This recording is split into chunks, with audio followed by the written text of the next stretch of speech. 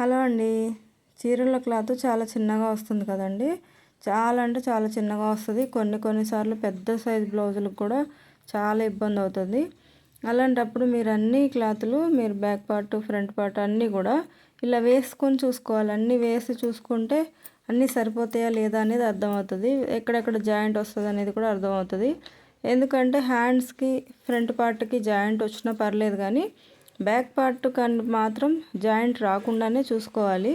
Back part ఫ్రీగా తీసిన తర్వాతనే హ్యాండ్స్ ఫ్రంట్ పార్ట్ తీసుకోవాలి. అలా వస్తుందో లేదో చూసుకోండి, పెట్టి చూసుకోండి, అప్పుడు అర్థమవుతుంది. ఎందుకంటే హ్యాండ్స్కి జాయింట్ వచ్చినా కానీ ఖర్చులోకి వెళ్ళిపోతుంది.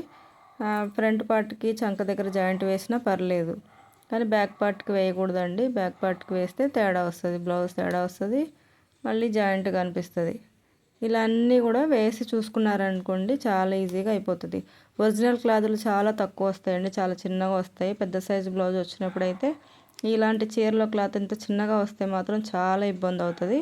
దానికి ఒక్కొక్కసారి షేప్ బెల్ట్ కూడా సరిపోదు, క్లాత్ షేప్కి కూడా అతుకు వేయాల్సి ఉంటుంది. జాయింట్ వేసే షేప్ బెల్ట్ కూడా కుట్టాల్సి ఉంటుంది. అస్సలు సరిపోవు. కొన్నిసార్లు క్లాతులు చాలా చిన్నగా వస్తాయి, 80 సెంటీమీటర్స్ వస్తాయి. రన్నింగ్లో వస్తే శారీలో చాలా మంచిగా సరిపోతుంది క్లాత్, కానీ విడిగా ఇలా చిన్నగా వచ్చాయంటే రన్నింగ్లో వచ్చినా కానీ ఇక్కడ వరకే అన్నట్టుగా ఇస్తారు కదా, 80 సెంటీమీటర్లు అలా వచ్చినప్పుడు చాలా ఇబ్బంది అవుతుంది.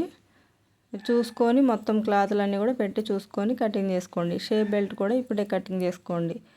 హ్యాండ్స్కి జాయింట్ కనుక పడితే ఈ క్లాతులు ఇవే యూజ్ చేసుకోవాల్సి ఉంటుంది, వాటికి జాయింట్ వేసి వేయాల్సి ఉంటుంది. షేప్ కూడా ఇప్పుడే కటింగ్ చేసుకున్నామంటే ఈజీగా ఉంటుంది.